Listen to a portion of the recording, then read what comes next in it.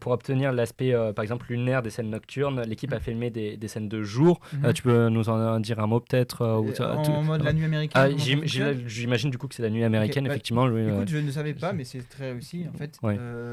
Pour plein de raisons, quand tu tournes un film, c'est parfois compliqué de tourner en pleine nuit. Et du coup, tu fais ça le jour. Et du coup, l'enjeu, c'est de. Enfin, une fois qu'on tourne le jour, on baisse en post-production la luminosité pour donner l'impression en bleu, etc. Avec des procédés un peu secrets. Mais l'enjeu, c'est de faire correspondre les lumières. C'est qu'on ait l'impression qu'il y a vraiment la lune qui éclaire. Et c'est ça le plus difficile. C'est pour ça, quand tu es étudiant et que tu fais une nuit américaine, c'est-à-dire la technique de filmer de jour pour faire. Pour essayer de changer la nuit. L'erreur que tu fais, c'est qu'en fait, tu fais pas attention aux ombres. Donc en fait, une fois que tu as tout rendu bleu, tu vois qu'il est midi.